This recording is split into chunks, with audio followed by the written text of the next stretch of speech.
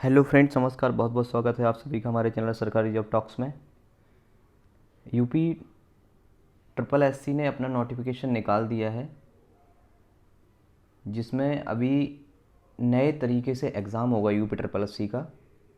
पहले इसमें अलग अलग विभाग के अलग अलग वैकेंसियाँ निकला करती थी।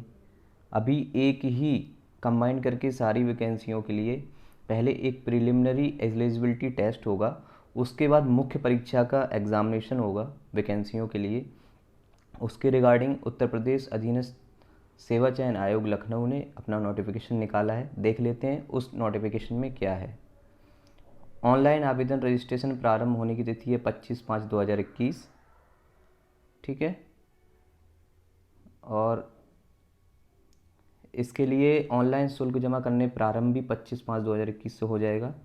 परीक्षा हेतु रजिस्ट्रेशन ऑनलाइन आवेदन और सबमिट करने की अंतिम तिथि 21/6/2021 है, और आवेदन में संशोधन की अंतिम तिथि 28/6/2021 है। ठीक है, ओके। उपरोक्त विज्ञापन के सापेक्ष आवेदन व फीस जमा करने की अंतिम तिथि 21/6/2021 तक है। इस तिथि के बाद कोई भी आवेदन फीस स्वीकार नहीं होगी। आवेदक अपने आवेदन का प्रिंट आउट तब तक नहीं निकाल सकेगा जब तक कि उसकी फ़ीस का समायोजन बैंक द्वारा नहीं कर दिया जाता है। अतः अभ्यर्थी द्वारा बैंक से शुल्क का समायोजन 21/6/2021 तक अथवा उससे एक सप्ताह के अंदर अर्थात 28/6/2021 तक अनिवार्य रूप से करा लिया जाए। इस अवधि में अभ्यर्थी अपने आवेदन पत्र में भी संशोधन कर सकता है। क्या छोड़ करके? सिर्फ रजिस्ट्रेशन मोबाइल नंबर और ईमेल आईडी छोड़ करके बकाया सब कुछ संशोधन कर सकता है। और कुछ भी सिर्फ ये दो चीज़ें संशोधित नहीं होगी, registered mobile number and email और कैटेगरी। ठीक है, ओके। उत्तर प्रदेश शासन के इसमें क्या है, समूह गा के पद के रिगार्ड समूह गा के पद की भर्ती निकलेगी। तो स्तरीय प्रणाली को अपनाया गया है। प्री और मेंस करके है ये। प्रिलिमिनरी टेस्ट होगा, उसके बाद मेंस का एग्ज़ाम होगा। ठीक है, ऑनलाइन आवेदन होगा इसका। उसकी वेबसाइट है upSSC.gov.in। आप उस पर जाके अप्लाई कर सकते हैं। ठीक है,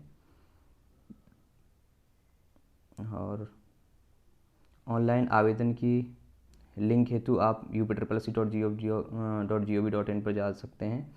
और 25 मई 2021 से 21 जून 2021 की मध्यरात्रि तक उपलब्ध रहेगी ये।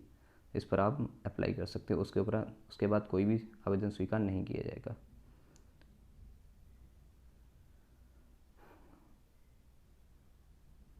और यूपी ट्रिपल एससी की इस परिधि में आने वाले विभिन्न विभागों के विभिन्न पदों पर चयन हेतु इच्छुक समस्त अभ्यर्थियों द्वारा प्रारंभिक अर्हता परीक्षा में प्रतिभाग किया जाना अनिवार्य है। मतलब आपको कोई भी यूपी ट्रिपल एससी जो भी वैकेंसी निकालेगा, उसमें आपको ये प्रारंभिक परीक्षा पास करनी अनिवार्य है।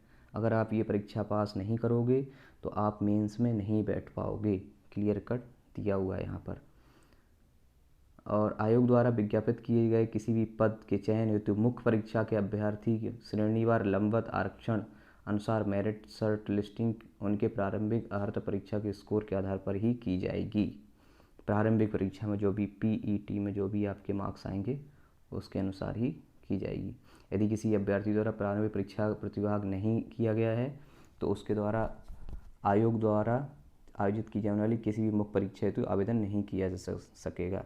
साथ ही यह भी स्पष्ट किया जाता है कि मात्र प्रारंभिक अर्हता परीक्षा के परिणाम स्कोर के आधार पर किसी भी पद के सापेक्ष चयन किए जाने हेतु कोई दावा स्वीकार नहीं होगा। मतलब कि प्रारंभिक परीक्षा के आधार पर कोई भी चयन नहीं होगा। ठीक है, और इसमें क्या होगा, किसी भी उत्तर प्रदेश के समूह खा और समूह गा के अंतर्गत आने वाली सीधी भर्ती इसमें होगी, जिसमें सचिवालय के भी पद होंगे। ठीक है, और ग्रेड पे ये मान लो 1900 से लेके 4200। ठीक है, ये दिया गया है 1900 से, किंतु अधिक किंतु वेतन बैंड 4600 से कम की भर्ती होगी। मतलब 4200 तक की भर्ती होगी इसमें। ठीक है, 1900 से लेकर के 4200 तक की पेमेंट की भर्ती होगी इसमें। ओके, शैक्षिक अर्हता क्या दी गई इसमें? देखिए, इसमें दिया गया है हाई स्कूल समकक्ष अथवा उच्च शैक्षिक अर्हता धारण होनी चाहिए। ठीक है, हाई स्कूल होना चाहिए या उससे ऊपर। पीईटी के आधार पर ही अभ्यर्थियों की आवश्यक मुख्य परीक्षा में आयोजन किया, मतलब शॉर्ट लिस्टिंग किया जाएगा। ठीक है, और आयु सीमा क्या वो है, इसकी आयु सीमा है 18 या 21, 18/21। ठीक है, किसी किसी के लिए 21 से शुरू होती है पद के लिए, इसलिए 21/ किया गया, किसी के लिए 18 से चालू हो जाती है। और अधिकतम है 40 ईयर्स। कितनी है? 40 ईयर्स, 40 ईयर्स अधिकतम। ओके, और जो भी रिजर्वेशन कैटेगरी के लिए छूट होगी वो वैसी होगी जैसी होती है गवर्नमेंट के अनुसार। ठीक है, ये 5 वर्ष की छूट कुशल खिलाड़ियों के लिए है, भूतपूर्व सैनिक के लिए 3 वर्ष की छूट है, और अनुसूचित जाति, अनुसूचित जनजाति, अन्य श्रेणियों के लिए उच्चतम आयु सीमा उतने वर्ष होगी जितनी सरकार द्वारा निर्दिष्ट है। मतलब कि जो सरकार ऑलरेडी 1985 के अनुसार वर्गीकृत की गई है उसके हिसाब से वो होगी। ठीक है, और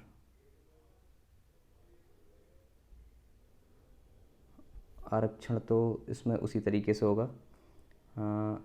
आयोग द्वारा किए जाने वाले विज्ञापन वार मुख्य परीक्षा में अधिनियम, शासन निर्देश एवं नियमावली के अनुसार लंबवत अनुसूचित जाति, अनुसूचित जनजाति, अन्य पिछड़ा वर्ग, आर्थिक रूप से कमजोर वर्ग एवं क्षैतिज आरक्षण, स्वतंत्रता संग्राम सेनानी, दिव्यजन, भूतपूर्व सैनिक सभी अनुमान्य होगा तथा आरक्षण के प्रावधानों के अनुसार अभ्यर्थियों की प्रारंभिक अर्हता परीक्षा के स्कोर के आधार पर मुख्य परीक्षा हेतु उनकी शॉर्ट लिस्टिंग की जाएगी। मतलब जो प्री में आपके स्कोर आया होगा उसके आधार पर उन्हें मेंस के लिए शॉर्ट लिस्टिंग किया जाएगा। ठीक है, और इसका सिलेबस भी अपलोड कर दिया जाएगा, इसमें ये बताया गया है। ठीक है, और प्रारंभिक अर्हता परीक्षा हेतु आवेदन पत्रों की संख्या अत्यधिक होती है, इसलिए आयोग के लिए विज्ञापन के सापेक्ष आवेदन करने वाले समस्त अभ्यर्थियों की लिखित परीक्षा एक शिफ्ट में या एक साथ एक ही दिन में आयोजित किया जाना सुविधाजनक नहीं है, तो उक्त लिखित परीक्षा एक से अधिक शिफ्टों में आयोजित की जाएगी। यदि परीक्षा एक से अधिक शिफ्टों में आयोजित की जाएगी तो नॉर्मलाइजेशन की प्रक्रिया लागू होगी इसमें। ठीक है, नॉर्मलाइजेशन की उक्त प्रक्रिया के संबंध में वो ये विज्ञापन दिया हुआ है 2019 का, 22 मई 2019 का। अभ्यर्थियों उसको पहले ही सूचित किया जा सका इसके संबंध में। ठीक है, आयोग का निर्णय अंतिम होगा। परीक्षा की तिथि वो आयोग वेबसाइट पे अपलोड कर देगा, उससे आप देख लेना। स्कोर, प्रारंभिक अर्हता परीक्षा की प्रतिभाग लेने वाले अभ्यर्थियों का स्कोर परिणाम आयोग की वेबसाइट पर अपलोड किए जाने की तिथि से 1 वर्ष के लिए मान्य होगा। हाँ, ये देखो, पीईटी जो आपका एग्ज़ाम होगा उसकी वैलिडिटी जो होगी वो 1 ईयर की होगी। ठीक है, 1 ईयर, और वो कब से मान्य होगी? जिस दिन से वेबसाइट पर अपलोड हो जाएगा उस दिन से 1 साल तक के लिए मान्य होगा। ठीक है, चलो आगे क्या है, आवेदन प्रक्रिया क्या है? वही कैंडिडेट रजिस्ट्रेशन करेगा, फ़ोटो हस्ताक्षर को अपलोड करना है। ठीक है, और फॉर्म का शेष भाग भरा जाएगा, फीस का भुगतान, प्रिंट आउट लेना ज़रूरी है इसका। और यूज़र इंस्ट्रक्शन आप एक बार देख लेना अच्छे से इनको, ये देखिए पॉज करके।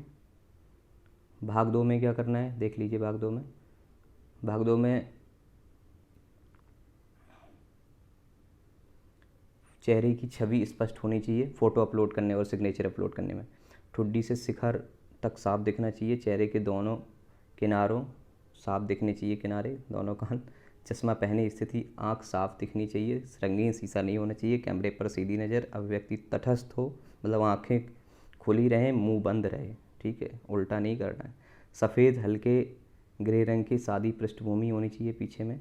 ठीक है, फ़ोटो का 6 महीने का लेटेस्ट फ़ोटो होना चाहिए, लेटेस्ट 6 मंथ का।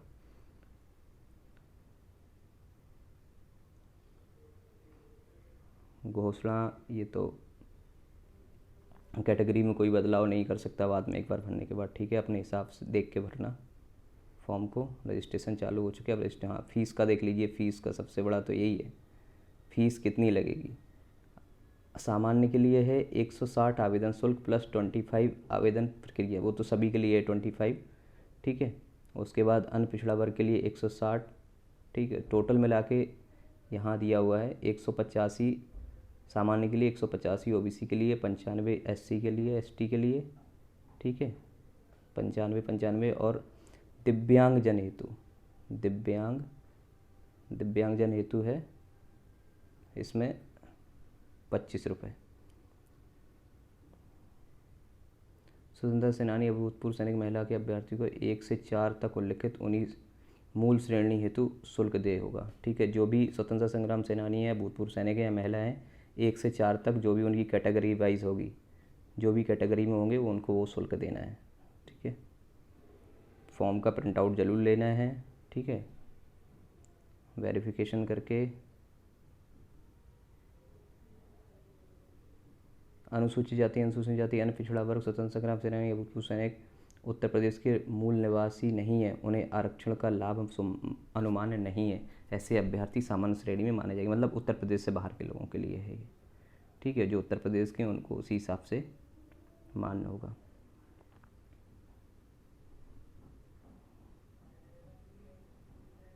आर्थिक कमजोर ईडब्ल्यूएस वालों के लिए, ईडब्ल्यूएस आरक्षण दावा करने वाले अभ्यर्थियों के लिए उनकी समस्त स्रोतों, वेतन, कृषि, व्यापार आदि से होने वाली आय, जो भी आय है वो 8 लाख से कम है एवं आर्थिक रूप से कमज़ोर है तो 10% के आरक्षण दिए जाने के संबंध में उत्तर प्रदेश शासन की जो भी शर्तें पूरी करते हैं उसके हिसाब से मान्य होगा, ठीक है।